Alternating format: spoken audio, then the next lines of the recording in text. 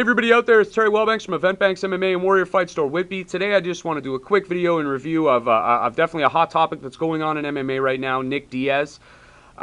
Basically, on the weekend, he no-showed for a Brazilian Jiu-Jitsu match, and it was for a charity, and there was a bunch of controversy surrounding this event because he did no-show. Now, I'm going to say about Nick Diaz that outside of the cage, some of the decisions that are made, obviously, I don't agree with, and I understand that, you know, a lot of people are definitely heated towards Nick Diaz and everything that he does outside of the cage. But also, at the end of the day, you have to realize that us as fans, we really have to appreciate what he does in the cage and not worry so much about what's going on outside of the cage. These guys, most of all, are human beings. And I said this before in a video, I think that as fans, we forget that they are human beings. Now, as a human being, should you show up for an event when you're scheduled and you're supposed to donate your purse to a charity? Absolutely, 1,000 million trillion %. You should definitely be there. You should definitely do the competition and compete. Now, Nick Diaz, in hindsight, has said that he is going to donate the full $100,000 that he promised to the charity, which is great. Definitely, we should be appreciating that. It sucks as a fan that we didn't, you know, that I didn't get to see that match because I was really looking forward to it and I wanted to see it. Now, Nick Diaz and Carlos Condit fought a little while ago, and this is kind of where I wanted to go with all this is that Carlos Condit won a very, very controversial fight between Nick Diaz and himself, where basically the game plan kind of was to hit and run type of situation where a lot of people didn't think that was an exciting fight. I didn't think it was an exciting fight. It kind of made me look silly in a bunch of respects because I told all of my friends that aren't into MMA that this is the one fight that you genuinely have to watch if you're going to get involved in MMA and you're going to like it, because these guys are just going to beat the crap out of each other. It's going to be a very technical striking fight. You're going to see a lot of Muay Thai and a lot of boxing. It's going to be awesome. So I got about 20, 30 of my friends around that don't watch MMA and think that I'm nuts for the way that I feel about the sport, but they got around and they watched that fight, and it was an extremely, extremely boring fight, even from a perspective of an MMA fan or a non-MMA fan. That's not a fight that you want to introduce people to MMA on. Now that, I digress, because ultimately Carlos Condit won that fight, and he won the interim welterweight title while GSP is rehabbing.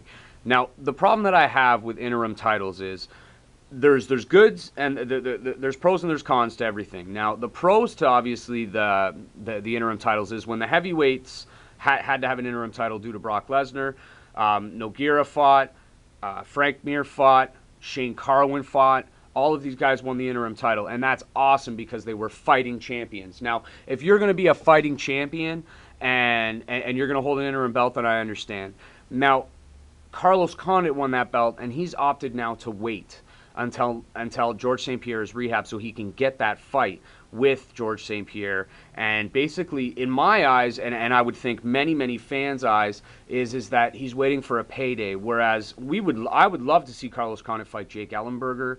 I'd like to see him rematch with Rory McDonald. The welterweight division has a lot of key matchups that I think that Carlos Condit can take advantage of and also make the good paydays on those fights, because he is the interim champion, but he's not a fighting champion right now. He's sitting by and he's waiting, and a lot of people will say, and I understand, that he had to jump through hoops to even get this shot and then to win the title. But at the end of the day, if you're going to be a champion in the UFC, fans, myself and everybody that I know, we want to see you compete and we want to see you fight, not win the belt in a controversial fashion and then wait 8 months to actually fight again and then fight George St. Pierre, which, you know, in my opinion, George St. Pierre is a more superior athlete to Carlos Condit, and I don't want to say that to bash Carlos Condit. I think he's a fantastic fighter, but he's just, in my opinion, he's just really waiting for upset and you know, to ultimately lose that belt, because when George comes back, George coming back with a vengeance,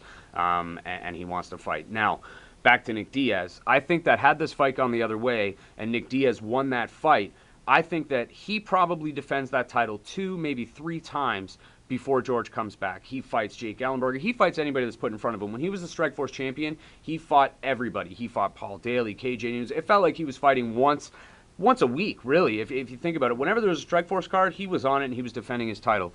And that's the type of fighting champions that you need in the UFC. You need guys that want to compete and they want exciting fights for the fans. And a lot of people slag John Jones and they say that, you know, he's too cocky and all of this, but the guy defends his title. And he goes in there and he fights for the fans, and he wants to make sure that people are seeing the light heavyweight title being contested every 3 months at least. Now, we haven't seen a welterweight title fight in a long time. Obviously, we saw the interim title fight, but that I don't, honestly, not only not considering that a fight, I also don't think that, you know, it should count for anything if the person that wins that title isn't going to defend it at least once while they're waiting to fight George St. Pierre, to show that they legitimately are the rightful interim welterweight champion, especially with so much controversy based around that fight with Nick. Now, people can say whatever they want about Nick. Outside of the cage, do I like some of the things that Nick Diaz does? No. Do I like some of his antics and the way that he approaches things? Sometimes no. But ultimately, I would pay every single time that he's billed on a UFC card, I will pay to watch that card.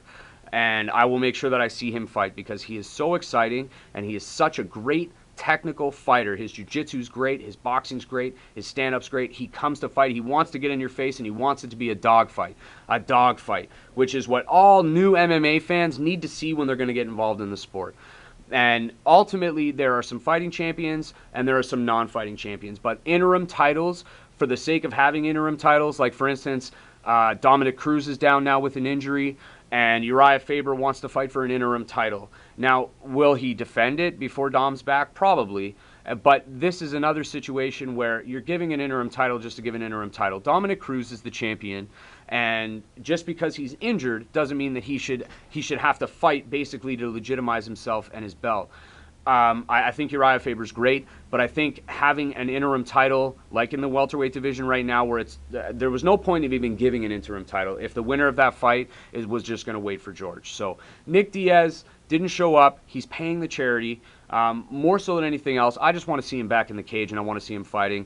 I don't care for much of the outside stuff, but it's the same thing with Chael Sonnen. I think Chael Sonnen's hilarious, but I don't care for much of the outside stuff. I want to see this guy fight, because when he comes, he's the only guy that I think has talked so much crap, and he can back it up. So I want to see people fight. And if you're a fight fan, you want to see people fight. And if you're trying to introduce your friends and your family and everybody around you to MMA, you want to see fights. So if there's an interim title out there and a guy like Nick Diaz could have had it and he could have defended it 2 or 3 times, that's awesome. But when you have an interim title out there and it doesn't get defended at all and you're just waiting for the champion, it's a little too much for me. So anyways, I hope you enjoyed the video. Thank you so much for watching. Please subscribe, retweet, reshare, like, post it on your Facebook. Do everything that you can to try to get this name out there.